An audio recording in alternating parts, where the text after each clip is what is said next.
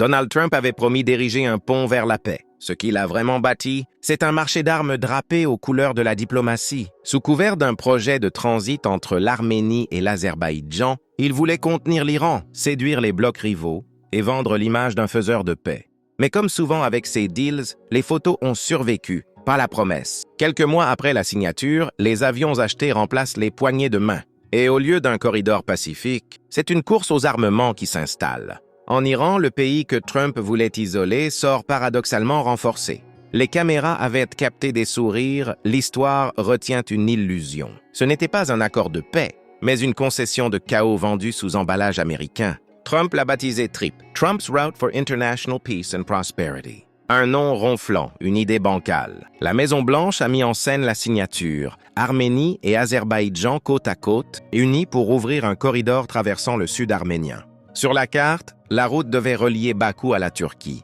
Dans la réalité, elle reliait surtout les intérêts américains à ceux des industriels. Sous le vernis de la paix, une franchise commerciale de 99 ans, octroyant à des groupes privés le contrôle des infrastructures et des communications régionales. Washington a présenté le tout comme un levier de prospérité, d'emploi et de tourisme. Mais derrière les discours, c'était une mécanique de contrôle.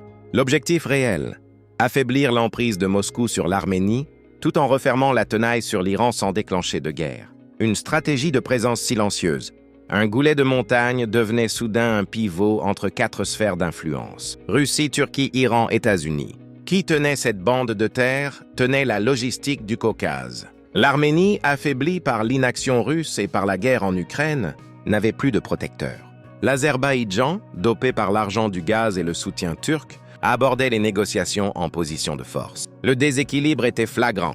Erevan a signé par contrainte, Bakou par triomphe. Pour Aliyev, c'était la reconnaissance officielle d'un gain militaire déjà obtenu. Pour Erdogan, la pièce manquante de son rêve pan-turc. Pour Téhéran, une provocation à sa porte. Dès l'annonce du projet, l'Iran a réagi avec virulence. Le corridor menaçait de couper ses routes commerciales vers la mer Noire, patiemment bâties via l'Arménie. Téhéran a donc envoyé des troupes à la frontière et diffusé les images à la télévision. Toute tentative d'isoler l'Iran serait perçue comme une agression. L'initiative de Trump, présentée comme un chemin de paix, devenait aux yeux de l'Iran un instrument d'encerclement. À Washington, on parlait encore d'une paix auto-entretenue. Mais la paix ne s'auto-entretient jamais. Elle s'impose ou elle s'effondre. Et quand la Russie s'est retirée du jeu, quand l'OTAN est restée spectatrice, il ne restait plus que les contrats et les illusions. Alors le vide s'est rempli, comme toujours, par des armes. Bakou commande 40 chasseurs JF-17 au Pakistan. Erevan, de son côté, signe pour plusieurs milliards de dollars d'armes indiennes. Les deux États, censés ouvrir une voie de transit pacifique, s'équipent désormais pour un affrontement futur. La route de la paix devient un couloir d'incertitude. Le commerce n'a jamais commencé, mais les patrouilles, elles, n'ont jamais cessé. Trump, satisfait d'avoir filmé la signature, a tourné la page. L'Arménie, isolée, a trouvé refuge dans un partenariat inattendu avec l'Inde. Radars, missiles, avions. L'assistance devient une bouée de survie. Mais cette aide a un prix, une dette lourde et une dépendance accrue. Bakou, lui, renforce le pacte des 3 frères avec Ankara et Islamabad. Le religieux laisse place au stratégique. La Turquie apporte les liens politiques, le Pakistan les armes, la Chine l'électronique. Et derrière chaque livraison, une nouvelle dépendance s'installe. Chacun croit acheter la sécurité. En vérité, chacun s'enchaîne un peu plus. Téhéran, lui, observe. À chaque mois d'inaction, ses avertissements gagnent en légitimité. Le projet TRIP, censé réduire son influence, lui offre une revanche narrative. Il suffit de montrer les images. Pas de route. Pas de commerce, mais des blindés et des bases. Le récit iranien s'impose. La paix américaine n'est qu'une façade de pression. Le corridor n'a jamais vu le jour. Aucun chantier n'a démarré. Aucune route, aucune union douanière, aucune mission d'observation. Seuls subsistent des convois militaires dans les montagnes arméniennes. La voie de prospérité s'est muée en théâtre d'ombre. Les promesses d'investissement sont devenues des notes de service diplomatique. À Washington, le discours a changé de ton, du triomphe aux problèmes techniques, des ambitions à la gestion des retards. La vérité est plus simple.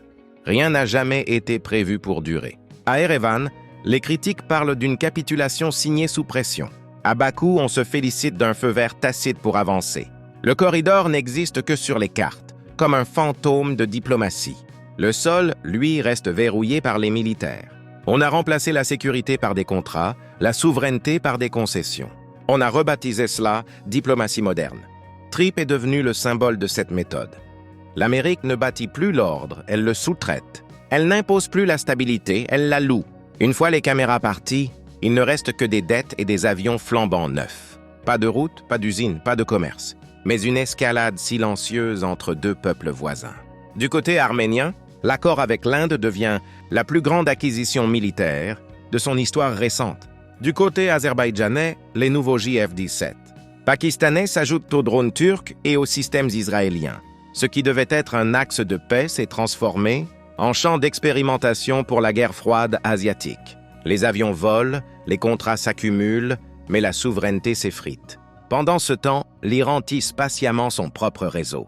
Il renforce le corridor nord-sud avec la Russie, signe des accords logistiques avec la Chine et multiplie les connexions via la mer Caspienne. L'isolement voulu par Washington devient un prétexte pour une alliance plus solide entre les puissances rivales.